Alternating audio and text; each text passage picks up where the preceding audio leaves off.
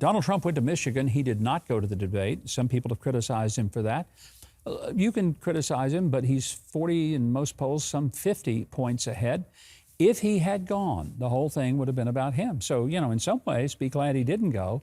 If you think someone other than Donald Trump should be president, you shouldn't want him there. You should want these others to have their voice, because if he's there, it's going to be all about him. I mean, it just is.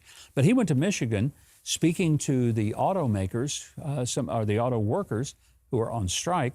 And, you know, he kind of undercut Joe Biden going there to talk. Here's just a clip of his speech to them. But I will not allow, under any circumstances, the American automobile industry to die. I want it to thrive, and to thrive like never before.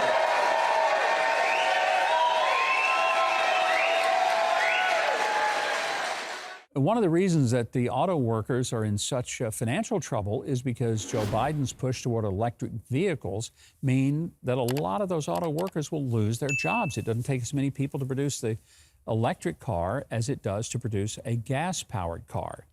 Donald Trump also points out what you don't hardly ever hear, and that is that the range of an electric vehicle, very limited, and the weight of the battery means it's not going to be very efficient. Watch. Forcing the truckers to go all electric trucks. Now the trucks probably don't have the power. They only go about 300 miles, whereas a diesel fuel truck goes 2,000 miles. That's a big difference, would you say? Also, the battery takes up so much room, there's practically no room left for what you happen to be shipping. The whole thing is crazy. One of the things I always love about Donald Trump, he can just cut through all the noise and get down to what really matters. 300 miles or 2,000 miles? You know, are you going to have a battery so big that it takes up all the room in the truck that you would have been hauling stuff? And, you know, he points out the obvious. In the midst of that, I think his funniest line of the night was this priceless gem regarding Joe Biden and whether Joe Biden's ever gotten his hands dirty doing hard work.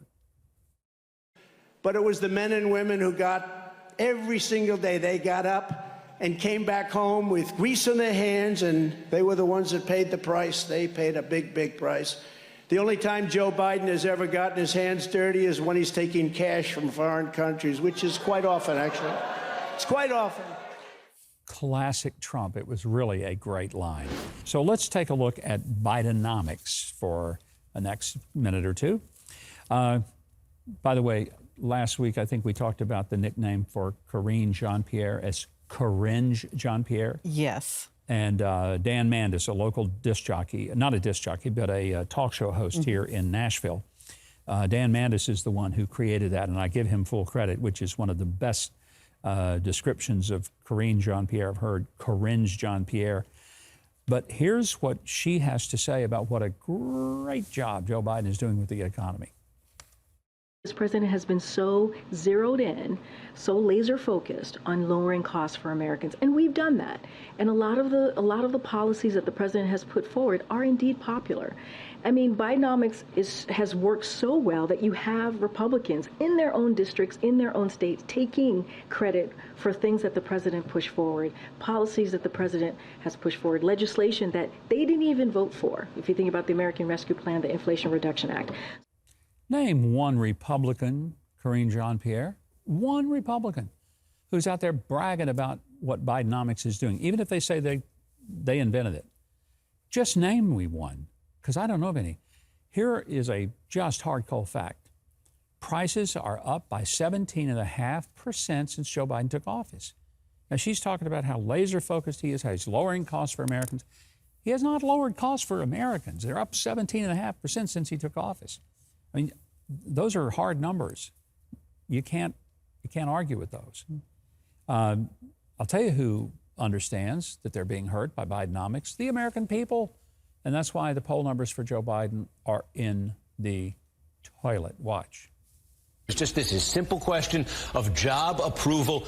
Barely 40% approve of Joe Biden's performance. And we have to note 56%. That's the highest disapproval rating for President Biden since he took office. That's significant. Yeah, so let's take a look at what's driving that too here. In one big area, no surprise, it is the economy. Look at this contrast. This is April of 21, months after Biden took office. Nearly half the country was satisfied with where the economy was. Then, now, barely 1 in 4 Americans satisfied with the economy. Hey, that's not Newsmax. That's NBC, folks. NBC. 56% disapproval for President Biden overall job performance. 72% of Americans unhappy with the economy under Joe Biden. But he thinks he's doing great. He thinks he's knocking it out of the park. He ain't even fouling it behind the catcher. But listen at him boast of his wonderful job. So I'm running again, and you may have noticed a lot of people are focused on my age. Well, I get it, believe me. I know better than anyone. But there's something else I know. When I came to office, and this nation was flat on its back, I knew what to do. I vaccinated the nation and rebuilt the economy. Yeah, boy, we're all pretty pumped about it too, Joe.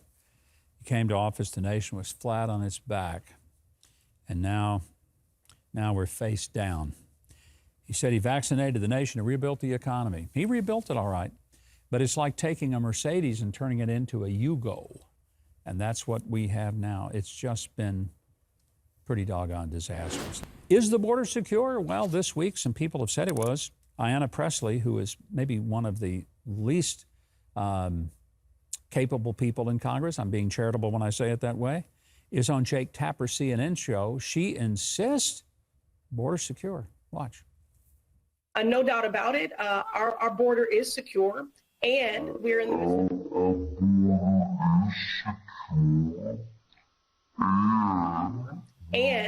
the midst of a humanitarian crisis, and we have to fix a broken system. Wait, and we also you think it is secure? You think the border is secure, or it is not secure? I believe that we are in the midst of a humanitarian crisis. What a question. Is the border secure? And she kept ultimately saying, yeah, it's secure. By whose standard?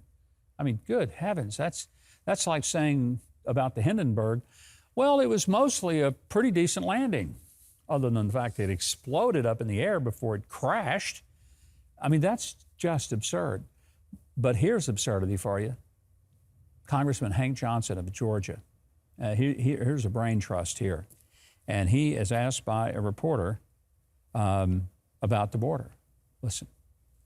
People are breaking the rules, paying a criminal organization to do so to get to the front of the line. Does that concern you? Have you ever been to the border before to see what's happening? Yes, I have. I've spent a lot of time at the border, yeah. You didn't talk with the right people, apparently, because your information, your questions based on, your questions are kind of off base.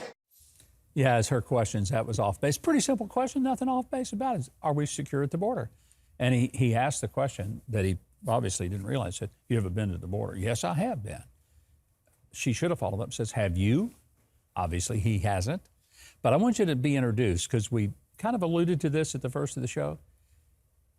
Just a few years ago, there was a congressional hearing. We were about to send 10,000 military personnel to the island of Guam. And he was worried if we sent that many people there for reasons that you'll have to watch to believe.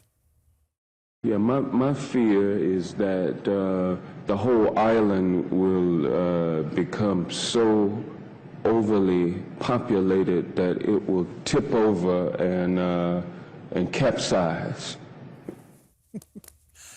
I wish we'd left it on long enough to see the admiral who was sitting there, who, to his credit, for which he should have been given a chest full of medals, he sat there with a straight face and said, well, Congressman, we are pretty confident that the island will not tip over. He honestly thought if we sent 10,000 military personnel to the island of Guam, the big problem was it might tip over. Have you ever heard anything so ridiculous in your life? This guy's in Congress. Some of you in Georgia, he's your congressman. know you're proud of him.